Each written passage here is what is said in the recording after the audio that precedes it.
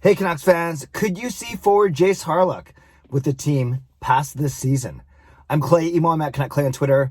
I'm at Clayton Emo on Instagram. I'm the founder of the GLCPC, the Good Looking Canucks Positivity Club. This is my Canucks take, all in one take. It's Clay's Canucks commentary for Tuesday, March the 16th. This is where you get Canucks insight that's positive and timely.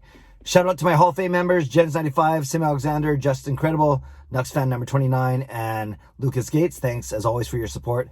Thanks to the support of all members of all levels. You're listed in my video description. If you want to become a member of this channel, member of the CCC Crew, press the join button underneath this or any of my videos, or check the memberships tab on my YouTube channel. I want to thank everyone for joining me on my post-game live stream. A little earlier than usual with the early start, but obviously people were in a really good mood last night, given the Canucks win, which I'll talk about in a second. So thanks for all of that. And yeah, we'll do it all again tomorrow night when the Canucks look to win another one against Ottawa. They've beaten Ottawa all 4 times they played them now. Coming into last night, they're outscoring them 16-3. So I guess now it's 19-5 in 4 games. Ottawa has never ever led in the 4 games, so that's a pretty cool stat. Didn't like the way Ottawa tied it up, but I love the way the Canucks played in overtime.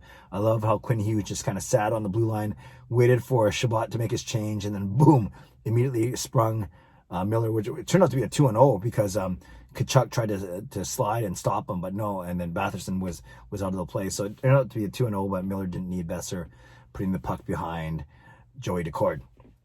And of course, Thatcher Demko, 44 saves. You can't say enough about what he's doing, how he's become now the MVP of the team. It's funny how Canucks players always have their goalies as their MVPs. I think it speaks to the way they play. But yeah, we got to keep riding Thatcher Demko. And I'm going to end this vlog by talking about playoff chances and playoff race. But before I want to do that, I want to talk about one other player who was quite noticeable last night, and that was forward Jayce Hawryluk. Now, Hawryluk was a 2014 second-round draft pick by the Florida Panthers, spent time in Florida, then last season in Ottawa. So it's nice that he scored his first goal of the season against his former team. And actually, he played well in 11 games last year. He had 7 points for Ottawa. That's pretty good. 7-11. That's very good, actually. That's but the Ottawa chose not to re-sign him. Canucks signed him to a nice, neat, and tidy 1-year contract for $800,000. That's nothing. $800,000. You know, you usually think of $1 million or as you know, a really good contract. So $800,000 is really good. And I must say, you guys, I like the way that Hawryluk has played. He's played in 7 games now, starting from February 25th on. Remember, he got hurt in training camp when Tyler Mott went crazy and fought Adam Gaudette, and he injured Jayce Hawryluk in the same in the same practice. I'm not sure what he was thinking there, but once Hawryluk started playing, the Canucks are 5-2 with him in the lineup, 5-2, which is pretty darn good. And Hawryluk, you might remember the first game he only played 3 minutes because I think in his first 2 shifts he had 2 giveaways up the middle, so it wasn't the best start. Then his ice time started to creep up: 7 minutes, 8 minutes, 8 minutes, 8 minutes. 2 games ago on Saturday night win against Edmonton, he played 12 minutes, and then last night he played 10 minutes. But last night was so obviously Travis Green is starting to trust him a little more. And last night he got his first point of the season. It was a goal.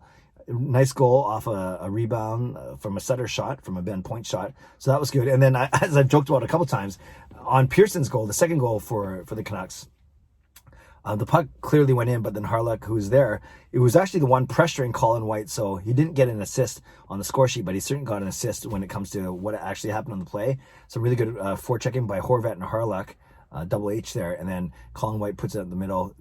Tanner Pearson puts the one-timer past the stunned Joey Daccord, and then after the puck went in and came out, Hawryluk then swept the puck back into the net. Now, generally you don't do that kind of stuff, especially, well, when I've seen it in beer hockey or roller hockey. It makes the goalies mad, understandably, but it's not like Hawryluk took a massive slap shot. He just kind of swept the puck back in, maybe just to be sure, and I get that, and it wasn't a big deal. No one got mad at him or whatever. So Hawryluk was there then for the 2 regulation goals, right? And then he wasn't on the ice for the overtime.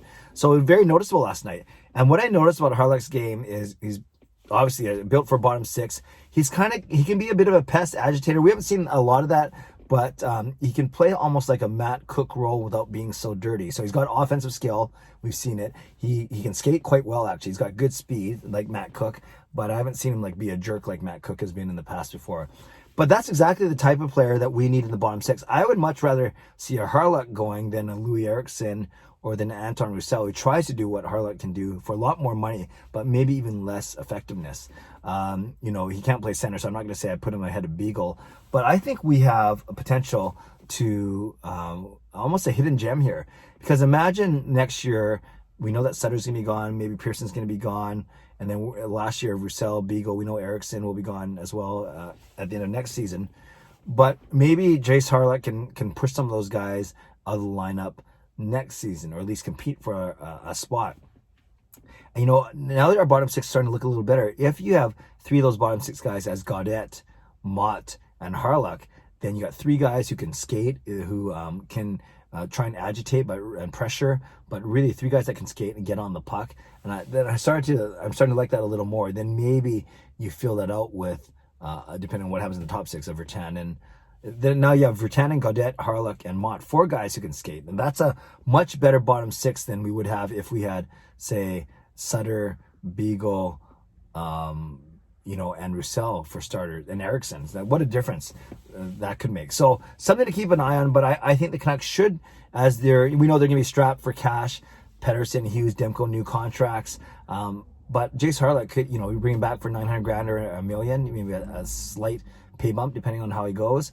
But why not at least explore keeping a guy like that in our lineup, especially if he continues to improve his play and make a difference. So a few words on Jayce Hawryluk. Would love your feedback on him down below. Last thing I was going to say, it's funny. Obviously, I'm very excited that the Canucks are winning. They've won 6 of their last 8. We said that they have to go on a few runs to at least have a hope, and they're starting to give some Canucks fans hope. Other Canucks fans are like, no, stop winning. We want a higher draft pick, but you guys know that that's not my style. That's not my philosophy. But I think there's a thinking out there that the Canucks can't have both. They can't compete for a playoff spot, and then they can't trade away guys like Pearson and Sutter. I think some Canucks fans think it can only be one or the other. I don't see it as an either or. I can see it as a both and. There's nothing saying that you trade away a Pearson and maybe a Sutter, and that doesn't mean you have to give up your playoff fight. It doesn't mean that you have to give up your desire to make the playoffs, because there's Gaudette that can fill that role, at least in center. And then, maybe it's going to be hard pressed to match Tanner Pearson's top 6 output, but it might give another chance for another guy to step up. So I guess and I'm not going to give specific examples here, because you never know. If it is a Tyler Mott that steps up, a Jake Virtanen, remember Petey comes back technically, and we're doing all this without Pettersson. So there's a lot of things to consider. But all I'm saying is, if the Canucks do decide to trade Tanner Pearson, which everyone thinks that they should do, as opposed to re-sign him for $3 or $3.5, $4 million next year, free up that money, free up that space for a Podkolzin. So even if the Canucks do decide to trade Tanner Pearson, the pending UFA, then that doesn't mean they're giving up their playoff hope, that they're giving up their playoff race. It just means that they're still focused on the playoffs, perhaps, depending on what happens in the next couple of weeks, yet they have an eye on the bigger picture. And I think that's what Canucks fans want to see. So just a quick thought there. Again, I think it can be a both and not an either or. So Canucks fans, let me know what you think in the comments down below. Talk about Jayce Hawryluk. Tell me what you've noticed about his game, and if you like him, if you think the Canucks should consider extending him for at least one more year. And then let me know if you agree with my sentiment that this Canucks race plus trading away guys like Pearson and Sutter can be a both and it's certainly not, in my eyes, an either or maybe I'm being naive. If that's the case, you can let me know. Let me know in the comments as well. So leave a comment below. I love to read, react, and reply as always. Subscribe if you like to. Like this video if you like to. Become a member of this channel if you like to. Stay safe, stay healthy, take care of yourselves, and take care of each other. Have a great day. God bless, and go Canucks go.